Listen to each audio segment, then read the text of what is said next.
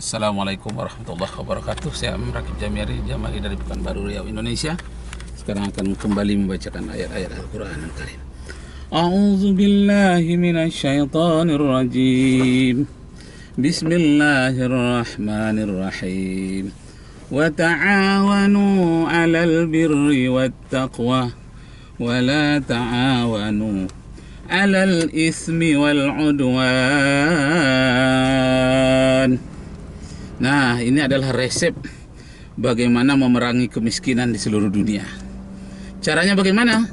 Saling membantulah kamu antara sesama umat manusia. Maksudnya, yang kaya bantulah yang miskin. Wa ta'awanu. Jelas ayat Al-Quran ini mewajibkan kita. Itu fi'il amr. Hendaklah kamu saling membantu.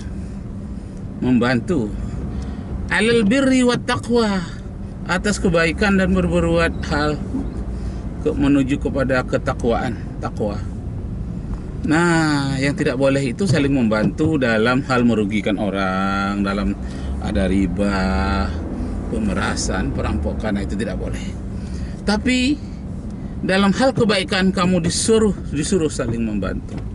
Kalau maulah negara-negara kaya membantu negara-negara miskin, mungkin tidak ada lagi negara miskin di dunia ini. Umpamanya negara kaya itu daerah Timur Tengah lah. Arab Saudi kaya, Kuwait kaya, Emirat Arab kaya. Itu kalau membantu negara-negara miskin Afrika, itu tidak ada lagi orang miskin. Cuma mereka tidak membantu secara intensif. Belum lagi negara-negara Eropa yang kaya, bantu juga lah Afrika dan sebagian Asia. Bantu Amerika, negara Eropa, ada Prancis, Inggris. Jadi saling membantu. Kalau mereka membantu, bukan menjajah, bukan memeras, dunia ini menjadi makmur. Membantu dalam bidang modal, jangan modal saja, bantu juga administrasinya, keterampilannya, saling membantu. Nah, tapi kebanyakan manusia di dunia ini tidak mau saling membantu, malah saling menguras. Seperti Belanda 350 tahun menjajah Indonesia, habis dikurasnya kekayaan Indonesia. Ditambah lagi Jepang 3,5 tahun melakukan penjajahan di Indonesia, habis pula lah kekayaan Indonesia. Tapi coba mereka saling membantu, menyantuni. Mungkin Belanda sampai hari ini akan disanjung-sanjung oleh bangsa Indonesia. Jepang akan disanjung-sanjung pula dan akan diredoi oleh Allah Subhanahu wa Ta'ala. Tidak akan terjadi itu letusan bom atom seperti di Hiroshima dan di Nagasaki. Belanda saling membantu pula lah dengan orang-orang yang kurang ilmunya atau kurang modalnya, bukan menjajah. Nah, akhirnya Belanda juga dijajah oleh Jerman. Tentara Hitler masuk ke Belanda sampai Ratu Belanda waktu itu melarikan diri ke luar negeri karena negaranya dibombardir oleh Jerman. Nah, jadi kerakusan peperangan itu karena mereka tidak mau membantu orang yang miskin. Mereka justru memeras orang-orang yang miskin. Itulah yang dilakukan oleh Italia di Afrika, yang dilakukan oleh Prancis juga sebagian Afrika sampai ke Mesir. Nah, dilakukan oleh orang Jepang di Asia dan banyak lagi negara-negara lainnya, negara penjajah. Lebih-lebih lagi Spanyol ini menjajah Filipina, menjajah banyak lagi daerah-daerahnya, termasuk Amerika itu pernah menjadi jajahan Spanyol. Setelah diperangi, saling memerangi, barulah diberikan kemerdekaan. Jadi alangkah sulitnya menundukkan orang-orang rakus itu. Diperangi dulu, baru mau normal hidupnya. Diperangi dulu, barulah dia mau menolong, saling membantu. Diperangi dulu, barulah dia mau mengoreksi dirinya sendiri. Nah, akibat apa itu? Mereka hanya mempunyai kecerdasan otak, tapi tidak mempunyai kecerdasan spiritual.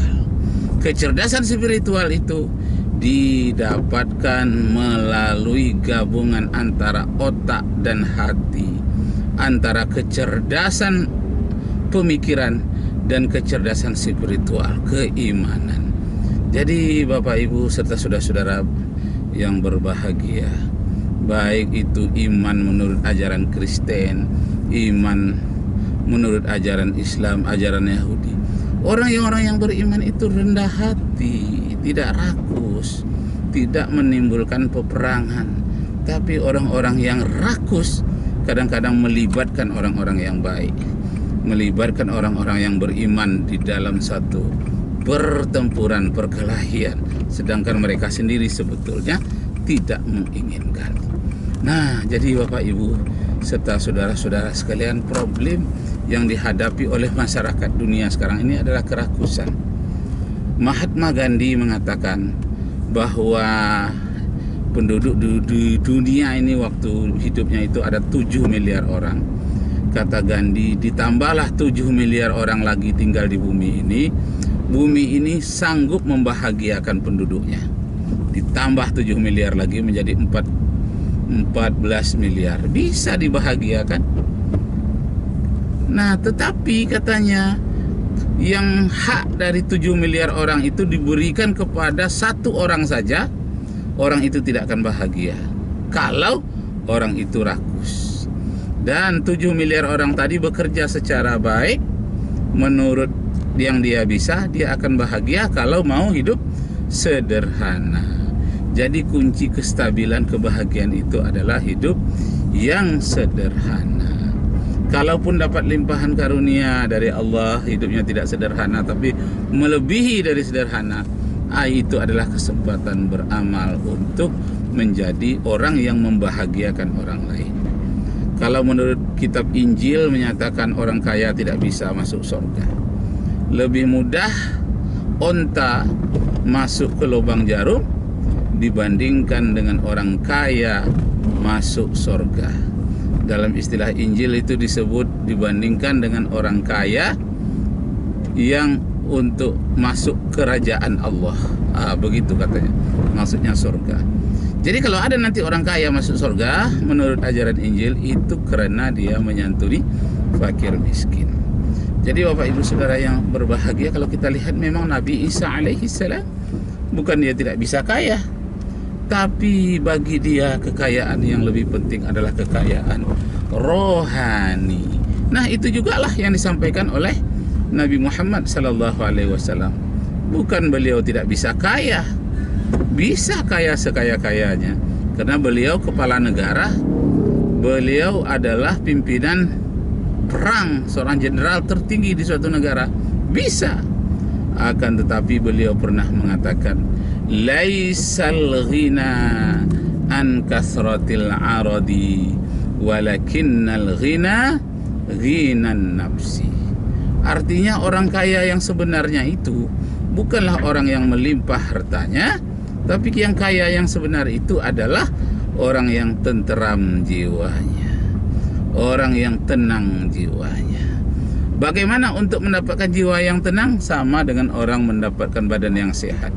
Sehatnya badan karena sedikitnya makan, sehatnya jiwa karena sedikitnya dosa. Jadi bukan karena tidak ada dosa, tidak bisa, manusia mesti berdosa, punya khilaf. Tapi yang tenteram itu adalah yang sedikitnya dosa. Sehatnya badan karena sedikitnya makan, sehatnya jiwa karena sedikitnya dosa. Nah, sedikit dosa itulah kita selalu berzikir, karena zikir itu akan mendatangkan ketenteraman kepada tubuh kita dan hati kita. Ayat Al-Quran berkatakan, ala bi dzikrillahi tatsma'innu qulubuhum. Ingatlah bahwa dengan banyaknya berzikir kepada Allah, itu akan mententeramkan jiwa mereka.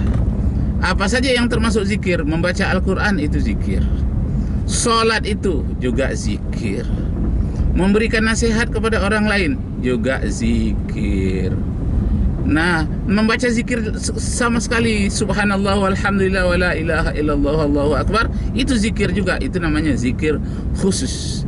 Jadi ada zikir yang bersifat umum, ada yang bersifat khusus. Zikir yang bersifat umum, kita melihat pohon-pohon saja hijau subur, Masya Allah suburnya pohon itu diciptakan oleh Allah. Itu udah zikir. Kita melihat langit terhampar luas ciptaan Allah, udara bagus, tidak panas, biasanya panas, alhamdulillah. Itu sudah zikir juga. Jadi itu namanya zikir umum, bukan zikir khusus. Yang lebih khusus lagi zikir itu namanya sholat. Jadi sholat itu adalah zikir juga. Nah, inti dari zikir itu adalah mengingat Allah Subhanahu wa ta'ala, mengingatkan keagungannya, mengingat akan sifat-sifatnya, pemurahnya, penyayangnya, maha pengampunnya. Itu semuanya adalah zikir. Jadi tidak ada satu napas pun yang kita hela ke atas ke bawah, yang kita tarik pernapasan kita tanpa zikir kepada Allah Subhanahu wa ta'ala. Ala bi zikrillahi tatsbih.